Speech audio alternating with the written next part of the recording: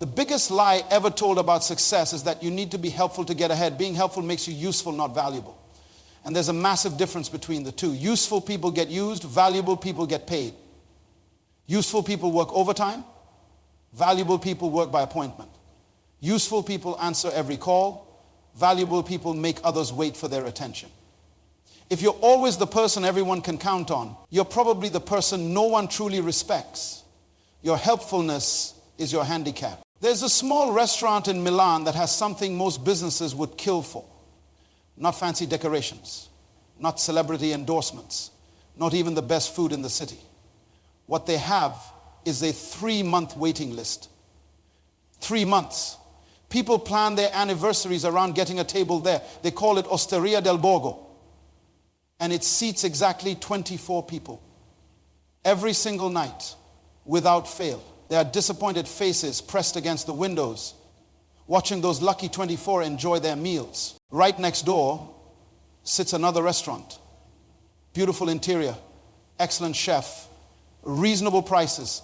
And guess what? Empty tables every night. The owner keeps extending his hours, offering discounts, begging people to come in. Last month, he closed down. The difference between these two restaurants isn't the food, isn't the service, isn't even the location. The difference is availability, you see. The moment you become too available, you lose something precious. You lose your magnetic power. And I'm not just talking about restaurants. I'm talking about you, your career, your relationships, your entire life trajectory. Because here's what I've learned after decades of studying human behavior and success patterns. Availability diminishes value, and scarcity creates magnetism. Let me tell you about Robert Chen, a brilliant CEO I knew who understood this principle better than anyone. Robert ran a tech company in Singapore, and he was getting invitation after invitation to speak at conferences. Every week, someone wanted his time. Industry events, networking dinners, one particular week. Robert had 3 opportunities that came his way. The first was a large tech conference where he'd speak to 500 people. Good exposure, decent networking. The second was a private dinner with some potential investors, promising, but he'd been to dozens of these before. The third was a small invitation-only gathering of just 12 business leaders, hosted by someone he'd never heard of. Most people would have said yes to all 3. Robert said no to the first 2 and attended only the third. That small gathering, it was hosted by a venture capitalist who was quietly putting together the biggest tech deal in Southeast Asia that year. Because Robert was selective, because he chose carefully. He ended up with a partnership that transformed his company and his life. But here's the thing that most people miss. Robert didn't get lucky. He got strategic. He understood that your presence becomes precious only when it's not guaranteed. When you show up everywhere, you show up nowhere. When you're available for everything, you're valuable for nothing. Think about the most successful people you know. Really think about them.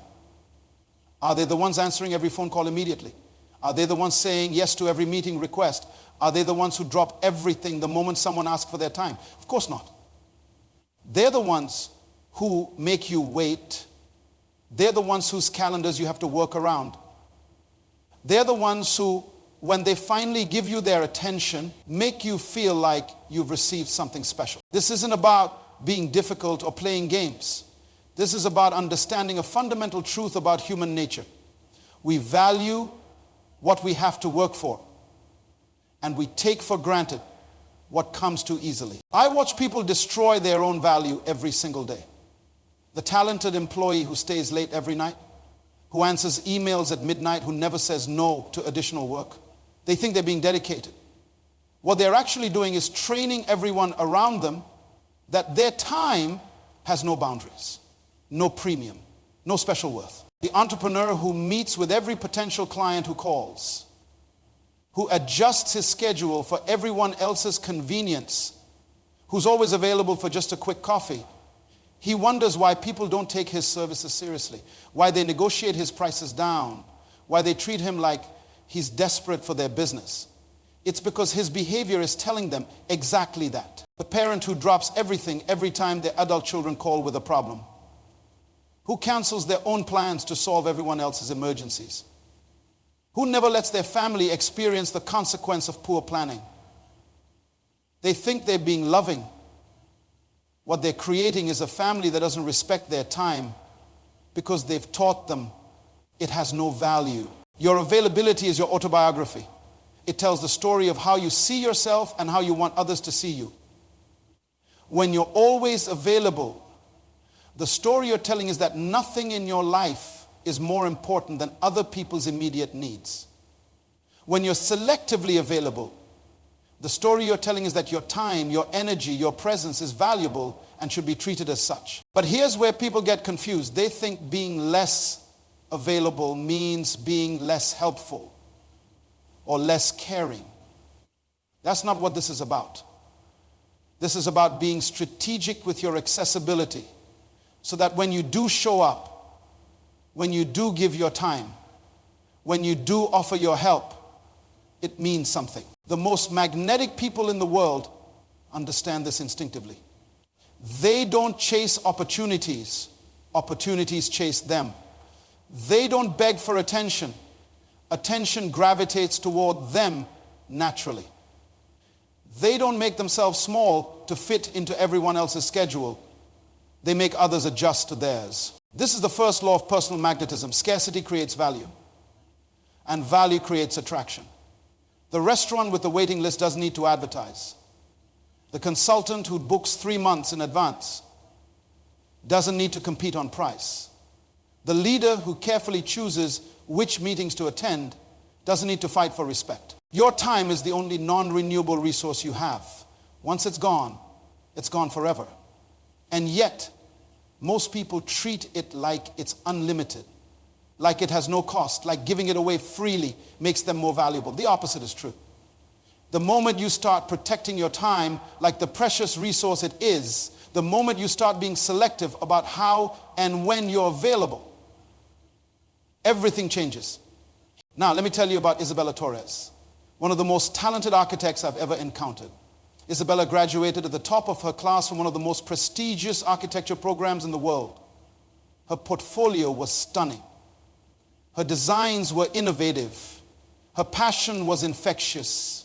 She had everything going for her except one thing. She didn't understand the power of strategic unavailability. When Isabella started her practice, she was hungry for work. Understandably so. She had student loans, rent to pay, and a dream to build. So when potential clients called, she answered immediately. When they wanted to meet, she cleared her schedule. When they asked for revisions, she delivered them overnight. When they requested additional work for free, she said yes. Isabella was the most available architect in the city. She prided herself on her responsiveness. While other architects took days to return calls, Isabella responded within hours.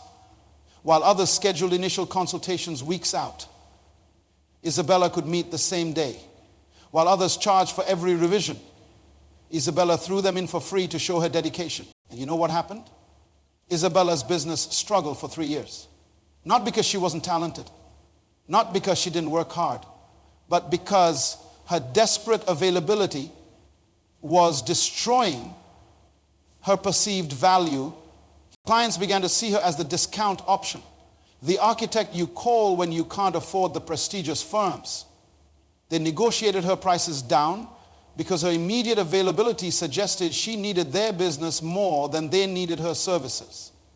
They treated her time as if it had no value because she had taught them it didn't. Meanwhile, across town, there was another architect named Marcus who had half of Isabella's talent but understood something she didn't.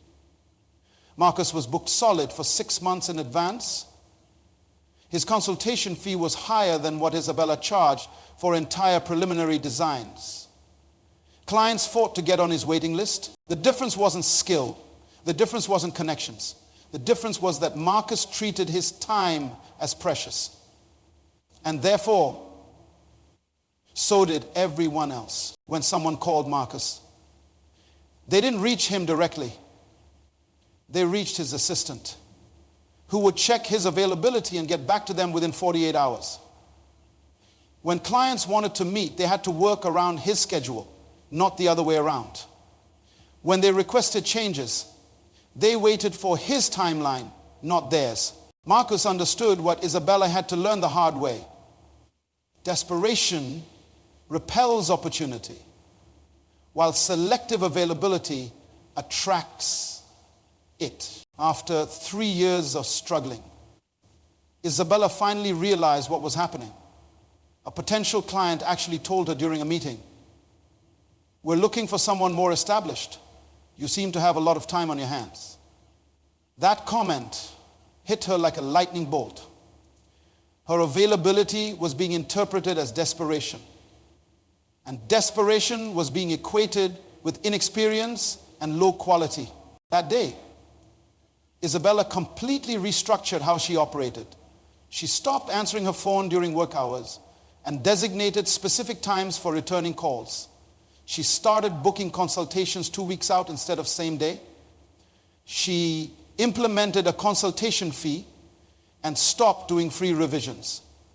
She began saying no to projects that didn't align with her standards. The transformation was remarkable. Within 6 months, Isabella's average project value tripled. Clients stopped negotiating her prices down and started asking how quickly they could secure her services. The same people who had previously seen her as desperate began recommending her as exclusive. But here's the crucial point. Isabella didn't become less helpful or less dedicated to her clients. She became more strategic about when and how she offered that help. She created boundaries that actually served her clients better, because when they did get her attention, they got her best work, not her exhausted, overextended effort. This is what I call the desperation trap. And it catches more talented people than you might think. The trap works like this. You're so afraid of missing opportunities that you make yourself available for everything, which makes you appear desperate, which actually repels the very opportunities you're trying to attract. Think about it in your own life. When someone is always available to you, how do you value that relationship? When someone drops everything every time you call, what does that tell you about their priorities? When someone never has anything else going on, what does that suggest about their importance in the world? The harsh truth is that constant availability signals that you have nothing better to do. It suggests that your life lacks purpose, direction, and other meaningful commitments. It communicates that you're waiting around for other people to give meaning to your time. Successful people understand that being hard to reach doesn't make you difficult. It makes you valuable. Being selective about your availability doesn't make you unhelpful. It makes your help more meaningful when you do offer it. Your availability is a statement about your worth. Choose carefully what that statement says about you. There's a consulting firm in London that did something most business owners would consider insane. They raised their prices by 300% and simultaneously reduced their availability by half. Most people predicted they would lose clients and go out of business.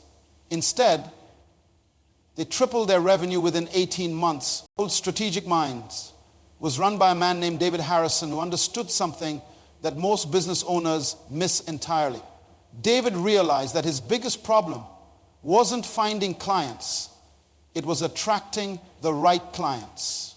When his services were easily accessible and reasonably priced, he attracted bargain hunters, tire kickers, and clients who didn't value strategic thinking. So David made a radical decision. He stopped taking on projects that started within 30 days. Every potential client had to wait at least a month before work could begin. He implemented a rigorous screening process where he turned down more projects than he accepted. He started charging a non-refundable consultation fee that was higher than what many consultants charge for a full day's work. The results were extraordinary.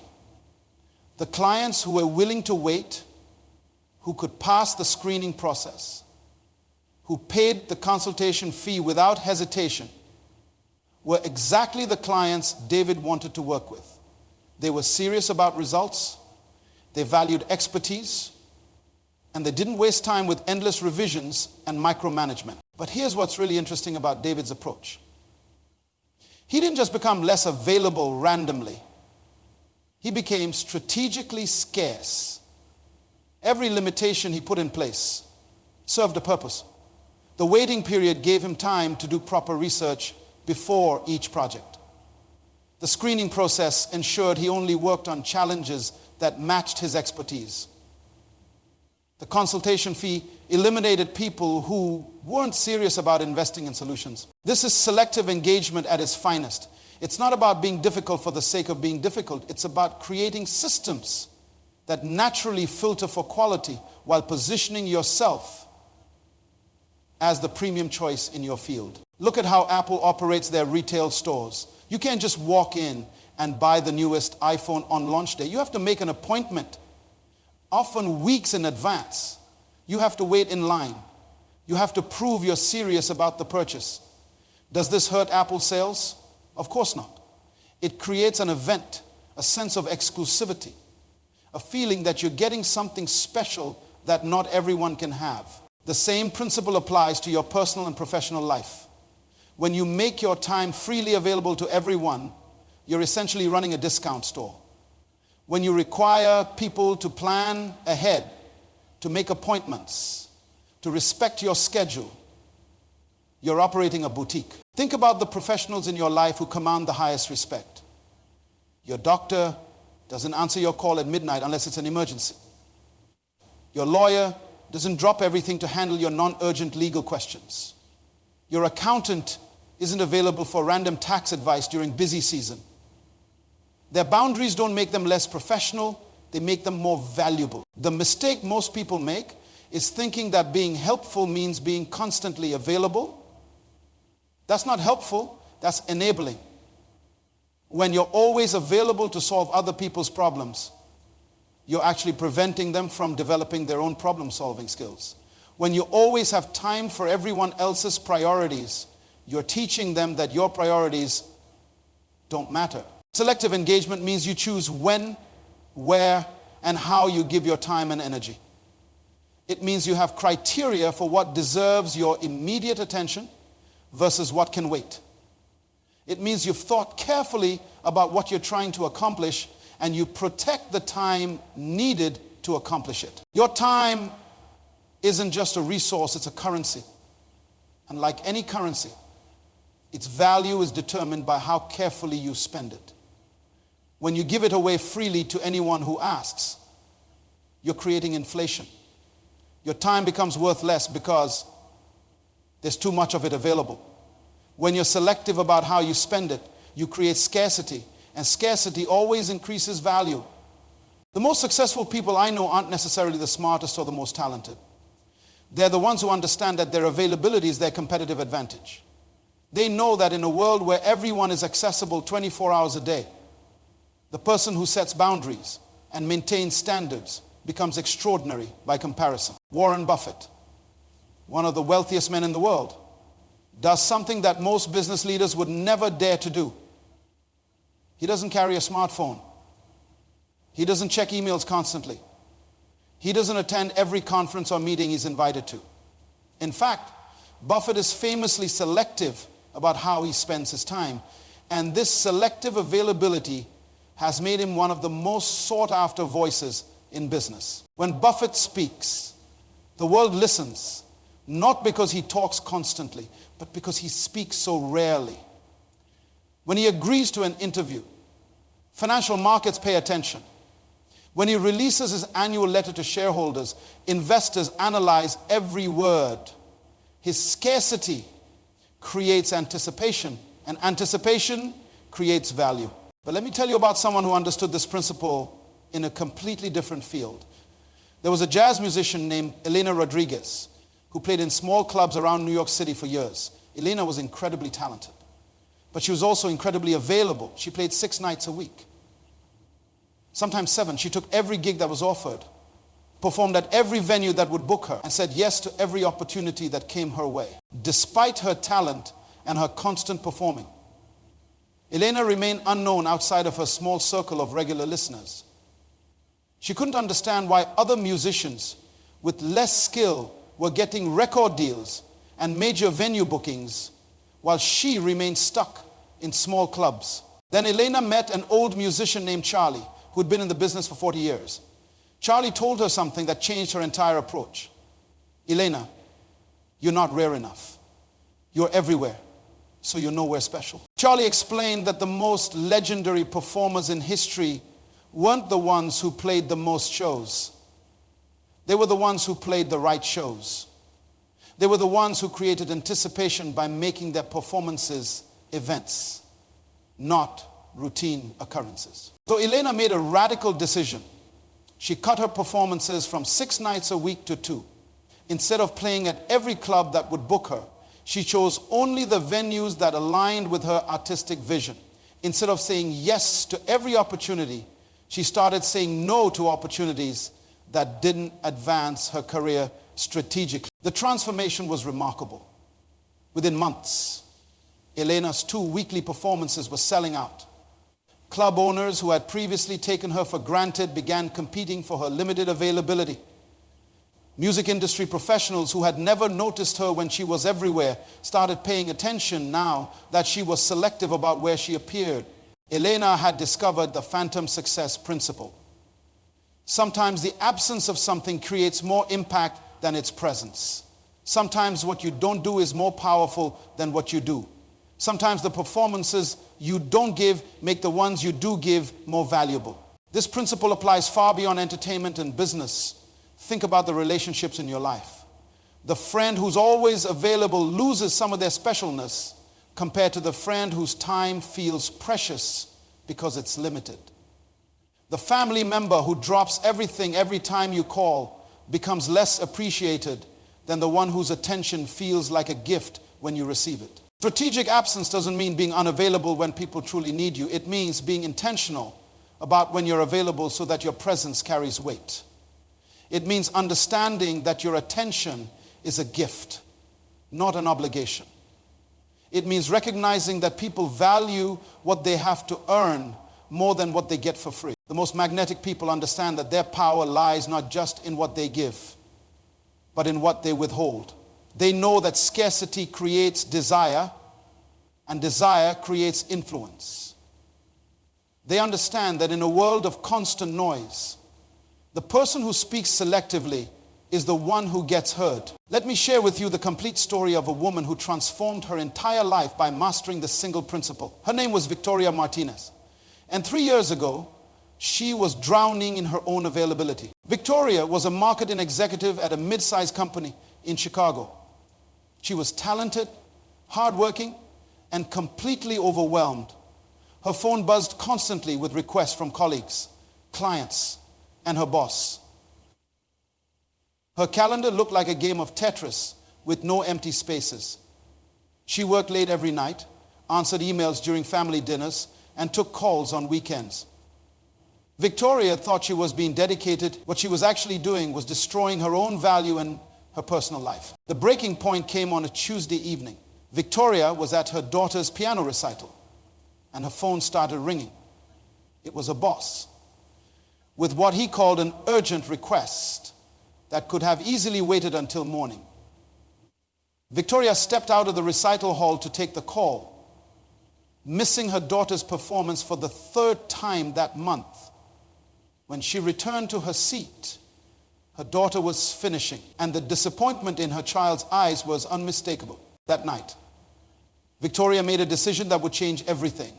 She decided to implement what she now calls her availability architecture, a systematic approach to controlling when and how she could be reached. First, Victoria established communication windows. Instead of being available 24 hours a day, she designated specific times for different types of communication. Email responses happened between 9 a.m. and 11 a.m., and again between 3 p.m. and 4 p.m. Phone calls were taken only during scheduled appointment times. Urgent matters were redefined. Truly urgent meant someone was in physical danger or the company was losing money by the hour. Second, she created response expectations.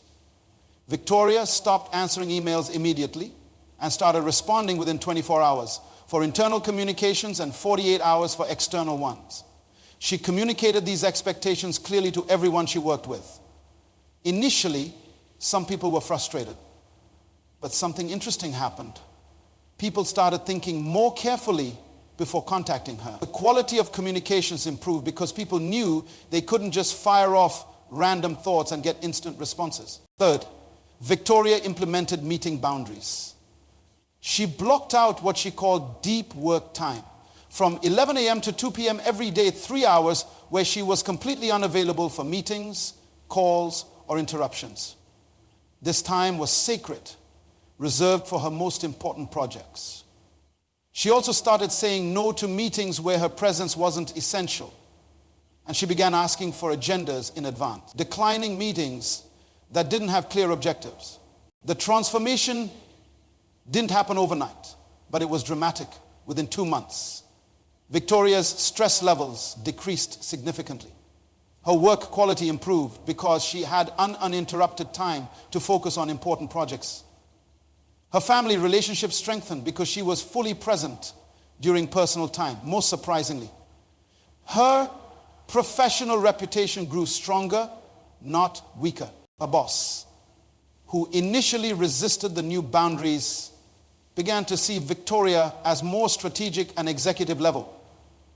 Colleagues started viewing her time as valuable and stopped wasting it with trivial requests.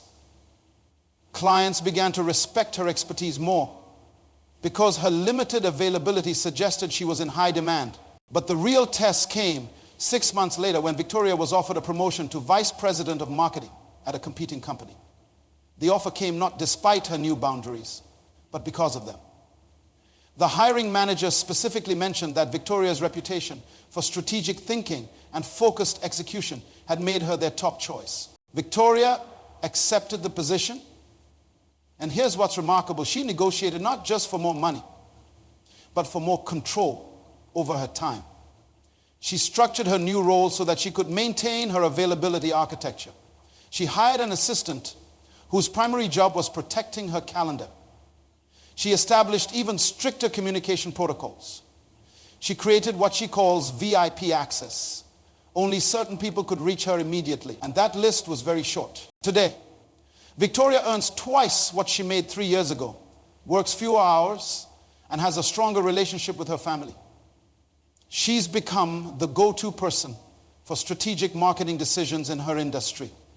Not because she's available all the time, but because when she is available, her insights are valued. Victoria's story illustrates the compound effect of strategic unavailability. When you start protecting your time, several things happen simultaneously. Your stress decreases, which improves your decision making. Your focus increases, which improves your work quality. Your perceived value rises, which opens better opportunities. Your personal relationships improve, which provides better life balance. But here's the critical implementation point. This isn't about becoming unreliable or unhelpful. Victoria is still incredibly helpful to the people in her life, but she's helpful on her terms, within her boundaries, according to her priorities.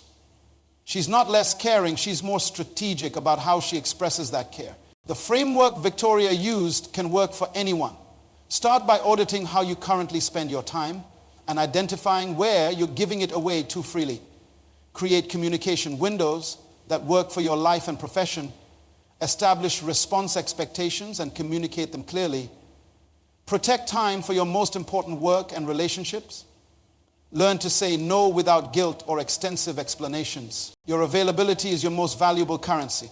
Spend it wisely and it will multiply. Give it away freely and it becomes worthless. The choice is yours, but remember this. In a world where everyone is always available, the person who chooses when to be available becomes the most valuable person in the room. Your availability is your autobiography. Make sure the story it tells is one of value, purpose, and intentional living. Because at the end of the day, how you manage your availability determines not just how others see you, but how you see yourself.